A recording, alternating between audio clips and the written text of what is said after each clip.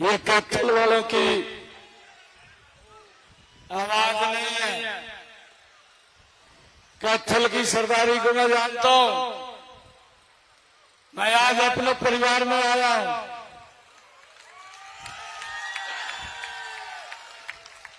और आशीर्वाद लेने के लिए आया हूं। एक जोरदार जयकारे के साथ ये आवाज दुनिया के सबसे लोकप्रिय नेता, भारत के यशस्वी प्रधानमंत्री नरेंद्र मोदी जी को सुनाई दे कि कैथल ने तय कर दिया है 5 तारीख को वोटिंग के बाद 8 तारीख को कमल का फूल खिल करके चंडीगढ़ जाएगा। एक जोरदार जयकारे के साथ विजय के संकल्प की मुट्ठी भींच करके भारत माता के बहुत बहुत धन्यवाद। भारत माता के आपके बहुत ही लोकप्रिय प्रत्याशी, इस क्षेत्र के लोकप्रिय विधायक लीलाराम गुर्जर जी जोरदार ताड़ियां बजा करके अपना आशीर्वाद दीजिए। हमारे जिला के अध्यक्ष मनीष कठवार जी 2 महीने से लगातार यहां कमल का फूल खिलाने के लिए काम कर रहे हैं।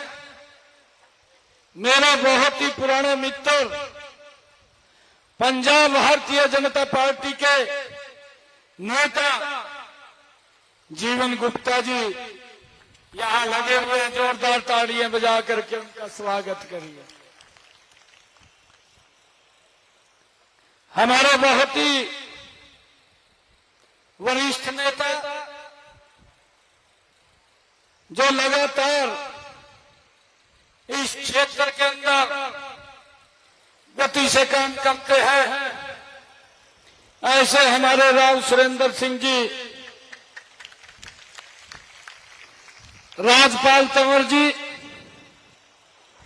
भारतीय जनता पार्टी के वरिष्ठ नेता, हरियाणा सरकार के चेयरमैन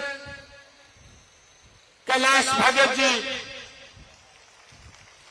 भारतीय जनता पार्टी के नेता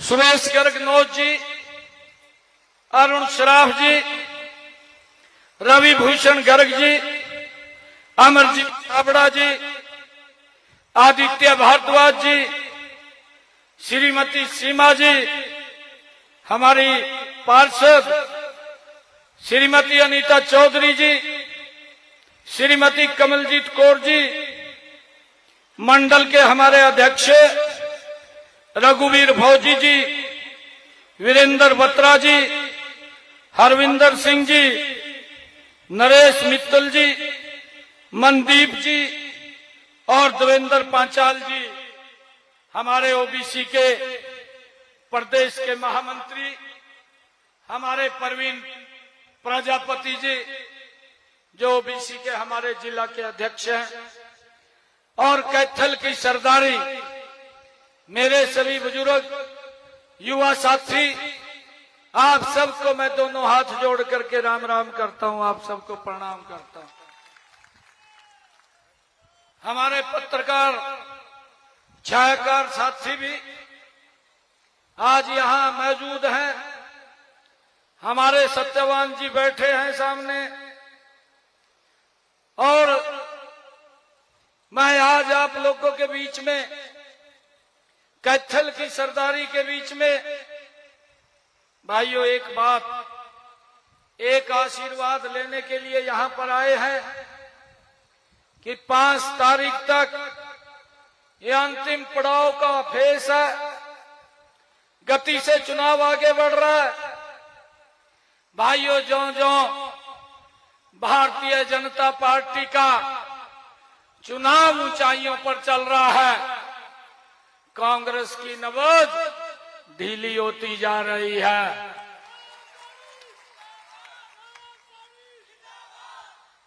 और भाइयों, 5 तारीख के बाद जब 8 तारीख आएगी, ये कांग्रेस पार्टी चंडीगढ़ के पीजीआई के आईसीयू में दाखिल मिलेगी। ये यहां नहीं दिखाई देगी। भाइयों, आज यहां हरियाणा के अंदर मैंने तो पहली बार देखा देश के अंदर कि कोई राजनीतिक दल भाइयों 2-2 बार अपना मैनिफेस्टो निकालता हो।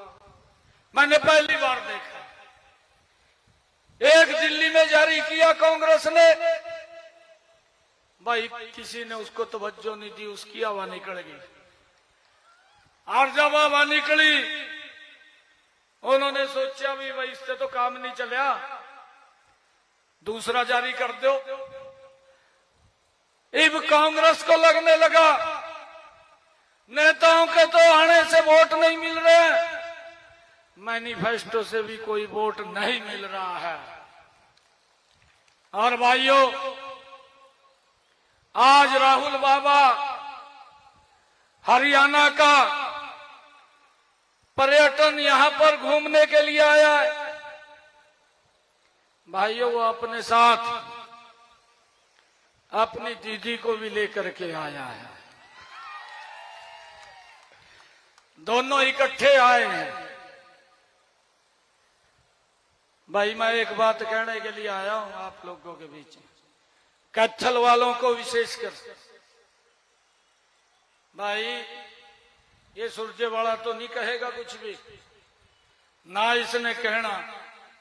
मैं तो इसको कह रहा था सुरजेवाला को, मैं कहा सुरजेवाला, राहुल बाबा और उनकी दीदी इकट्ठे आ रहे यहाँ, मैं कहा उनके जीजे नु भी बुला लेंदे, मारे किसान देख लेंदे।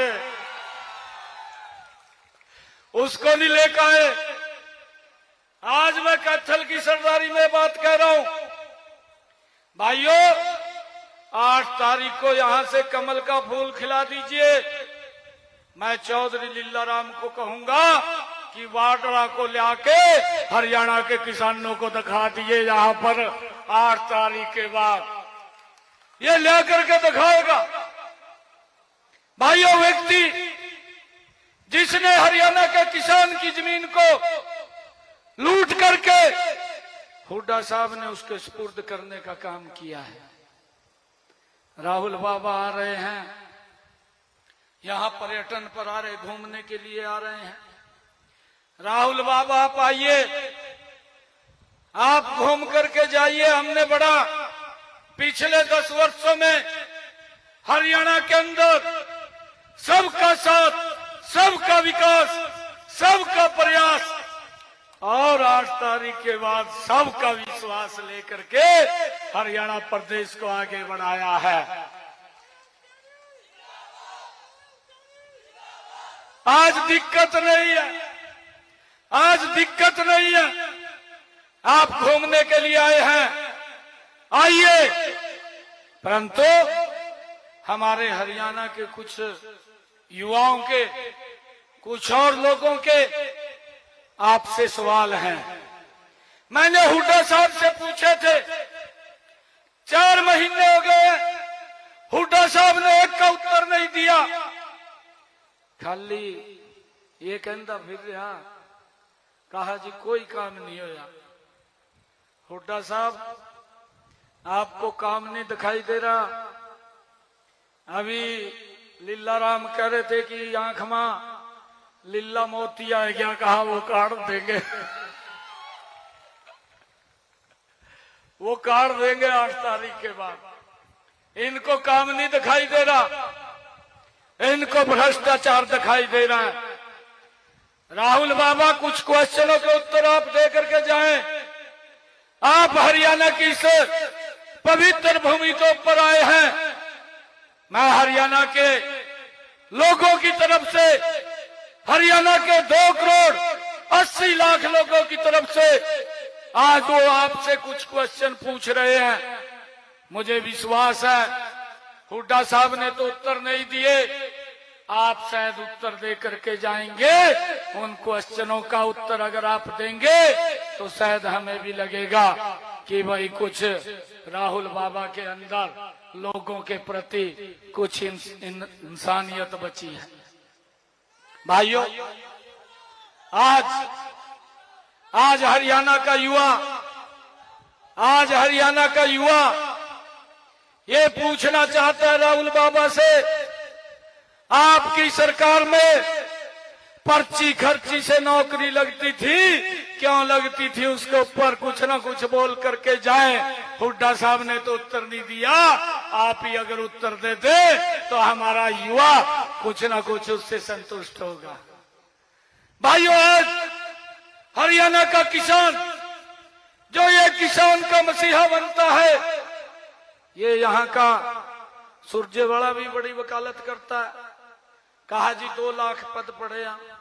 मैंने कहा सुरजेवाला साहब था उस सरकार के अंदर मलाई खाया करा था, तेरे को नहीं पता लगा भी 2 लाख पद खाली पड़े हैं? भाई किसने थरे हाथ बांध रखे थे? सरकार के अंदर थे, क्यों नहीं लगाए कैसे? भाई वहां तो लेन देन चलता था, अगर कोई लेन देन के अंदर कमी कर देता था तो नौकरी कहाँ लगाते? नौकरी तो लगा नहीं थी, पूरा भ्रष्टाचार होता था। आज हरियाणा का किसान भी राहुल बाबा से ये पूछना चाहता है, राहुल बाबा इसका उत्तर देने का काम कर कि यहाँ के जो आपके मुखिया थे, जो आपने यहाँ बैठा रखे थे, यहाँ के लोगों के पैसे को लूट करके आपकी तिजोरी में ले जाता था। मेरे किसानों की, भोले भाले किसानों की जमीन लूट करके दामाद को खुश करता था। इसके ऊपर कुछ बोल करके जाएगा तो अच्छा लगेगा कि मेरे किसानों की जमीन क्यों लूटी है। भाइयों, आज मेरे प्रदेश की महिलाएं भी आज राहुल बाबा से कह रही हैं, वो भी पूछ रही है कि राहुल बाबा 2 साल पहले आपने झूठ का पत्थर हिमाचल के अंदर उतारा था, वहां पर वायदे किए थे 1 लाख नौकरी हर वर्ष देंगे। दूसरा वायदा किया था महिलाओं को 1500 रुपए देंगे। तीसरा वायदा किया था कि हम 300 यूनिट बिजली के फ्री देंगे। राहुल बाबा, हमारी महिलाएं आपसे क्वेश्चन कर रही हैं कि ये धोखा हिमाचल के साथ क्यों किया था और ये धोखा क्या यहाँ भी करने में आप लगे हुए हैं? इसके ऊपर कुछ बोल करके जाएं, बता करके जाएं। आप क्यों हिमाचल में नहीं जा रहे हैं? आपने वहां भी जाना चाहिए, आपने वहां कुछ वायदे किए थे, आपने वहां के लोगों को सजवाग दिखाए थे, आपने उसके ऊपर भी कुछ बोलना चाहिए। हमारी प्रदेश की महिलाएं इससे कुछ पूछना चाहती हैं। भाइयों, यात्रा करने के लिए आया है, आज तो गजब का हो गया भाई। कांग्रेस इतनी बैकफुट पर चली गई, कोई नेता भी प्रचार के लिए हरियाणा के अंदर आने के लिए तैयार नहीं है। भाइयों, अकेला हुड्डा घूम रहा, 8 तारीख के बाद वो भी दिखाई नहीं देगा। कहाँ मिलेगा कहाँ नहीं मिलेगा, उसका भी सुपड़ा साफ करने वाली हरियाणा की जनता है। भाइयों, हुड्डा साहब 4-5 महीने पहले यात्रा लेकर के निकला, हिसाब मांगो यात्रा। अरे हुड्डा साहब, मैंने आपसे कुछ क्वेश्चन पूछे थे, आज तक उनका उत्तर नहीं दिया। और उत्तर भी अगर हमारे पत्रकार साथी हैं, मैंने पत्रकार साथियों को भी कहा था कि हुड्डा साहब से जरूर ये पूछना कि प्रदेश के मुख्यमंत्री, मुख्य सेवक, भाइयों आपसे कुछ क्वेश्चन किए थे, उनका उत्तर तो दे दो। आज राहुल बाबा आ रहे हैं, दोनों इकट्ठे हैं, अरे कान्ना फुस्सी करके एक अद्दे का जवाब दे करके चले जाइयो। मेरा भी मन थोड़ा सा हल्का हो जाएगा भी 1-2 क्वेश्चन का उत्तर दे दिया इन्होंने, परंतु उत्तर ही नहीं है कोई भी। कोई क्वेश्चन नहीं है। भाइयों, मुझे तो एक शेर याद आता है हुड्डा साहब के ऊपर, दिल में कसक है, दिल में कसक है, चेहरे पर नकाब लिए फिरते हैं, जिनके खुद के वही खाते खराब हैं, हमारा हिसाब लिए फिरते हैं। अरे भाइयों, जिन्होंने हरियाणा प्रदेश को भ्रष्टाचार की दलदल में फंसाया है, अभी इन्होंने झूठ का पुलिंदा जो हिमाचल में उतारा था 2 साल पहले, कर्नाटक में उतारा था, तेलंगाना में उतारा था, भाइयों अब हरियाणा में उतार दिया। जो ही हरियाणा में उतारा, इनका एक विधायक कहने लगा, कहा हुड्डा साहब ने कहा 2 लाख नौकरी देंगे, 2000 मेरे हिस्से में आती है। दूसरा कहने लगा, जितने मेरे हिस्से में आएंगी मैं उतनी नौकरी दूंगा।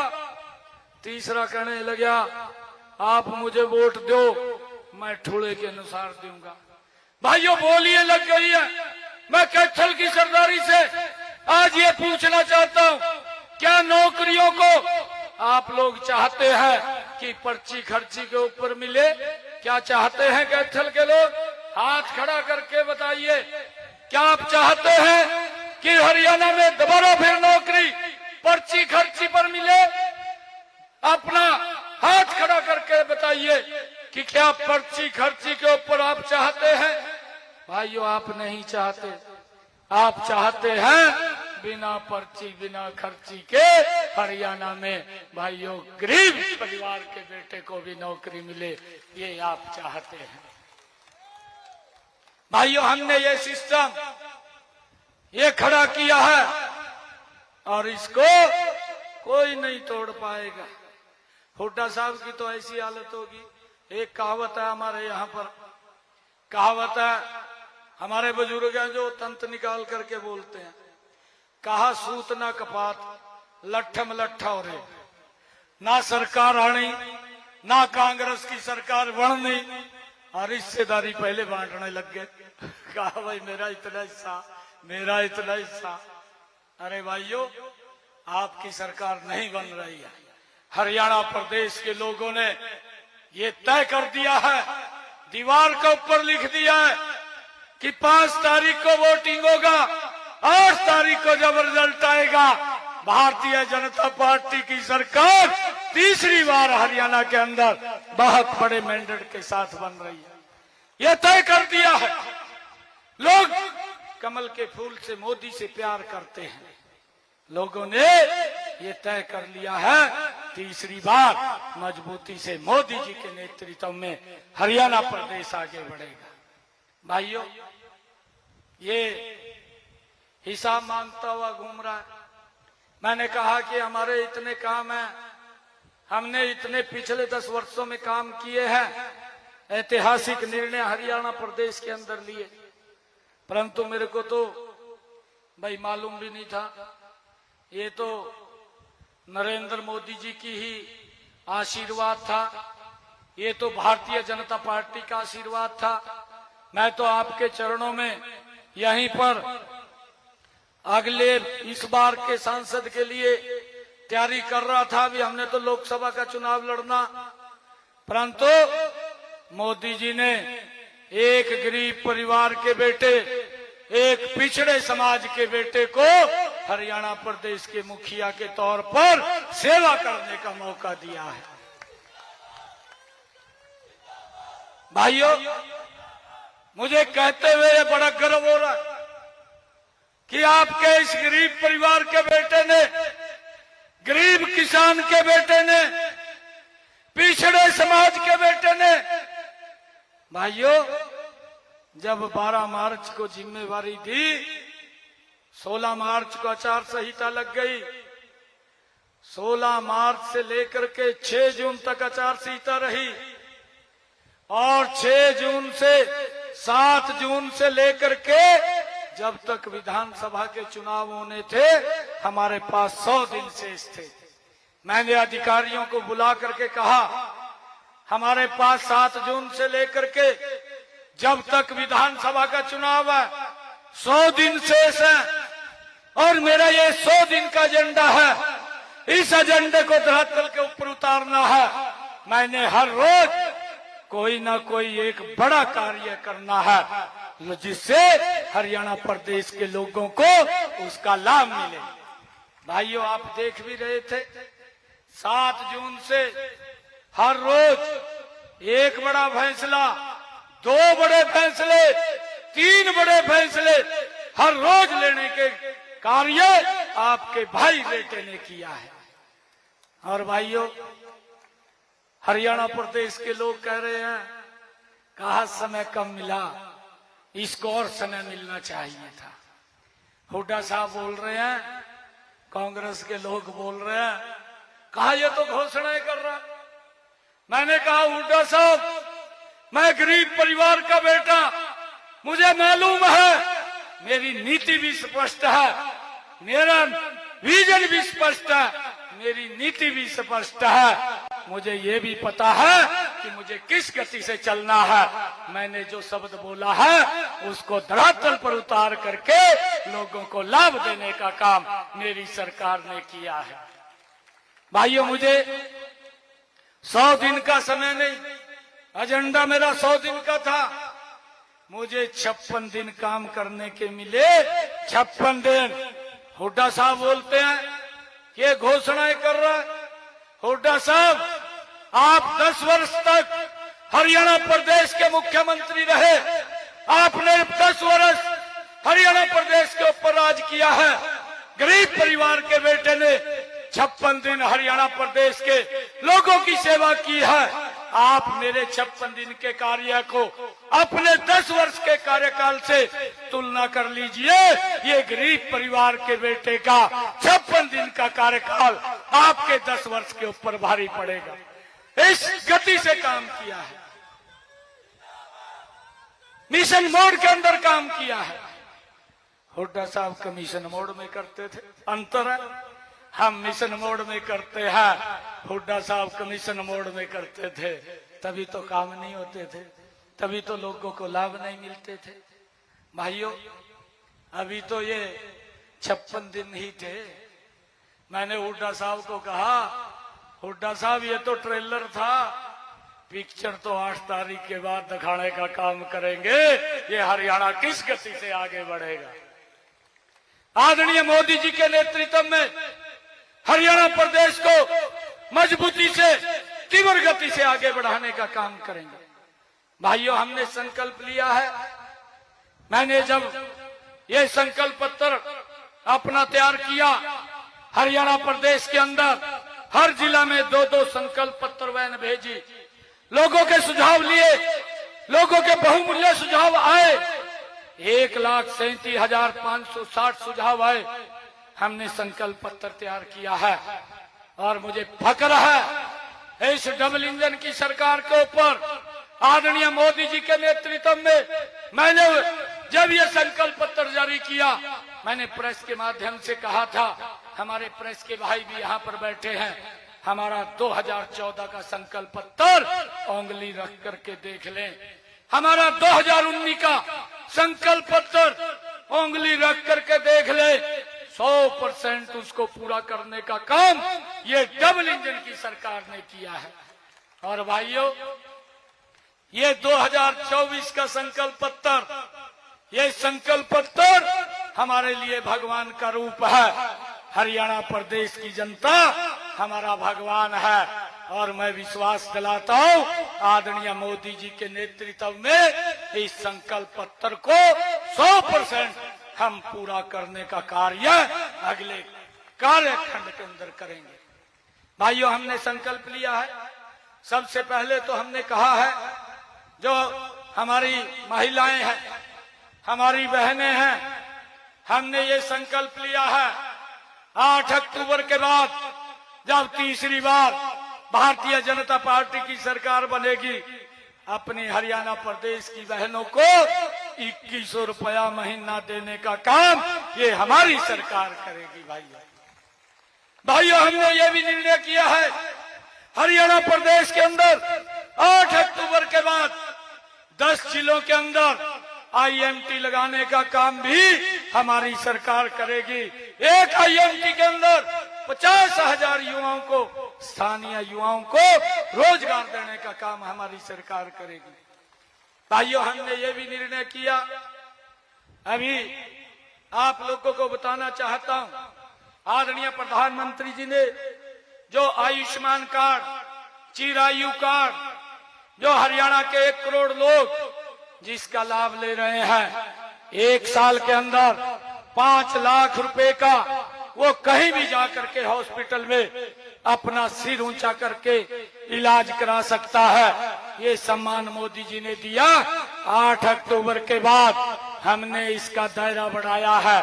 8 अक्टूबर के बाद जब सरकार बनेगी, अब ये 5 लाख नहीं, इसका दायरा 10 लाख रुपए करने का निर्णय हमने किया है। 8 तारीख के बाद ये 10 लाख रुपए खर्च कर सकेंगे, ये भी हमने भाई संकल्प लिया है। हमने ये भी कहा है कि 8 तारीख के बाद हमारे जो 70 साल के ऊपर के बुजुर्ग हैं, हमारी माता है, भाइयों, उसके लिए हमने अलग से प्रावधान किया है कि अगर हमारे किसी बुजुर्ग को कोई दिक्कत आ जाती है या कोई बीमार हो जाता है, उसके इलाज की चिंता उसके परिवार को नहीं, उसके इलाज की चिंता नरेंद्र मोदी और नायब सिंह को है। भाइयों, उसके लिए 5 लाख रुपए का अलग से आयुष्मान कार्ड देने का निर्णय ये हमारी सरकार ने, डबल इंजन की सरकार ने लिया है। भाइयों, मैंने तो कहा था, मखा उड्डा साहब क्यों बुरान हो रहे, मोदी जी ने मखा 5 लाख का देने का निर्णय कर दिया, आपको भी चिंता नहीं है, आपकी चिंता भी मोदी जी दूर करने वाले हैं। 5 लाख रुपए का आपको भी अधिकार मिलेगा, आप बिल्कुल निश्चिंत हो जाइए। भाइयों, हमने ये भी निर्णय किया, 8 अक्टूबर के बाद हरियाणा प्रदेश के अंदर ग्रामीण और शहरी क्षेत्र के अंदर 5 लाख नए मकान बना करके हमारी सरकार गरीबों को चाबियां सौंपने का काम भाइयों करेगी। हमने ये भी निर्णय किया कि 8 अक्टूबर के बाद, भाइयों, जब मैं सांसद था, मेरे पास बहुत सारे लोग आते थे। कोई बोलता था मुझे आकर के कि सांसद जी आप हॉस्पिटल में फोन कर दो, मुझे तीसरे दिन डायलिसिस कराने जाना पड़ता है।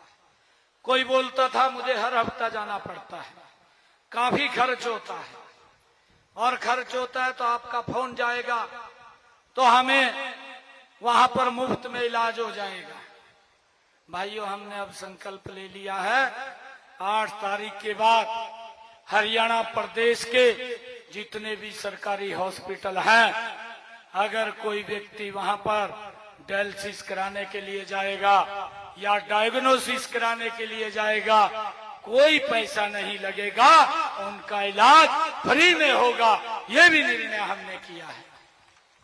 भाइयों, हमने ये भी निर्णय किया है कि आने वाले समय के अंदर हरियाणा प्रदेश के अंदर हमारी सरकार बिना पर्ची खर्ची के 2 लाख और नई नौकरियां हरियाणा सरकार के अंदर देने का निर्णय ये हमारी सरकार ने किया है।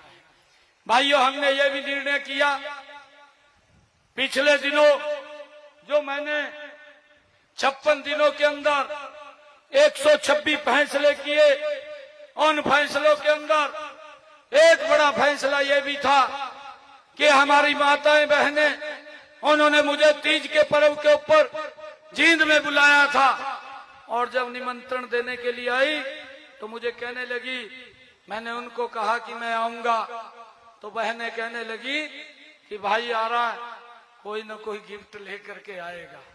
मैंने कहा चिंता मत करिए, हम गिफ्ट लेकर के आएंगे।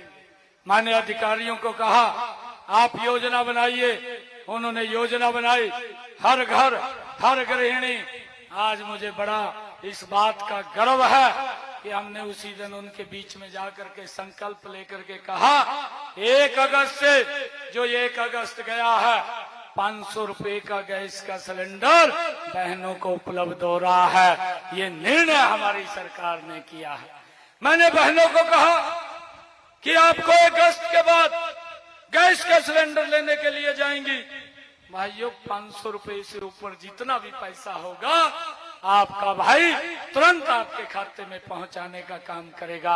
आज हरियाणा प्रदेश के हमारी बहनों को इसका लाभ मिल रहा है। 50 लाख से ज्यादा परिवारों को इसका लाभ मिल रहा है। भाइयों, हमने ये भी निर्णय किया, ये भी बड़ा निर्णय था।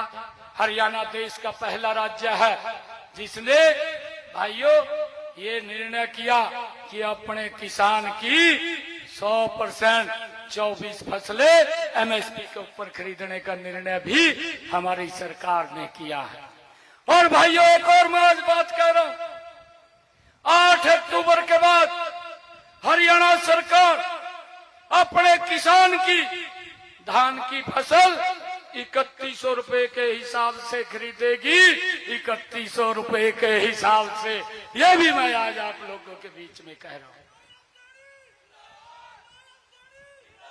भाइयों, हमने निर्णय किया, मैं हरियाणा प्रदेश के सभी किसानों को ये बात कहना चाहता हूं, ये नरेंद्र मोदी की सरकार, ये डबल इंजन की सरकार किसान हित के अंदर मजबूत कदम लेती है और उनको मजबूती से आगे बढ़ाने का काम करती है। भाइयों, मैं आप लोगों के बीच में आज ये भी बात कहने के लिए आया हूं कि हुड्डा साहब ने हमारे उन गरीब लोगों को 100 गज के प्लाट देने के लिए चक्कर कटवा रखे थे, ना कागज दिए ना कब्जा दिया। हमने निर्णय किया अधिकारियों के साथ बैठ करके, मैंने कहा कोई व्यक्ति चक्कर नहीं काटेगा, उनको हम 100 गज के प्लाट का कागज भी और कब्जा भी भाइयों हमने देने का काम हमारी सरकार ने किया है। भाइयों, इस बात को भी हमने समझना चाहिए। और मैंने ये भी संकल्प लिया, अधिकारियों को कहा कि आप एक योजना बनाइए, योजना बना करके रजिस्ट्रेशन कीजिए। जो रजिस्ट्रेशन हो रहे हैं 44 दिन के अंदर जो शेष बचे थे उसके अंदर मैंने डेट तारीख उसकी तय की हुई थी। हमने 1 लाख परिवारों को पहले फेज के अंदर 100 गज के प्लाट देने थे, परंतु आचार संहिता लग गई। चिंता की कोई बात नहीं है, 8 तारीख के बाद ऐसे सब लोग जिनको 100 गज का प्लाट नहीं मिला है, हमारी सरकार 100 गज का प्लाट कागज और कब्जा देने का काम हमारी सरकार करेगी। भाइयों, इस बात को भी हमने समझना है। मैं आज आप सबके बीच में ये आशीर्वाद लेने के लिए आया कि आज हरियाणा प्रदेश का एक बड़ा वातावरण माहौल बना है। कैथल के अंदर भाइयों 5 तारीख तक हम घर नहीं बैठेंगे, एक एक व्यक्ति के पास जाएंगे, एक एक व्यक्ति के जाकर के कमल का बटन दबाने का काम करेंगे, कमल का बटन दबाने का भी काम करेंगे। और 8 अक्टूबर को यहाँ से कमल का फूल खिला करके कैथल की सरदारी चंडीगढ़ में आएगी और मैं सीएम हाउस में आप लोगों का स्वागत करूंगा, आप वहां पर लेकर के आएंगे। भाइयों, आप इतनी संख्या में आए हैं, आप सबका मैं दिल से धन्यवाद करता हूं। एक जोरदार जयकारे के साथ भारत माता के, भारत माता के वंदे वंदे वंदे। बहुत बहुत धन्यवाद आप सबका। हेलो, धन्यवाद माननीय मुख्यमंत्री जी का।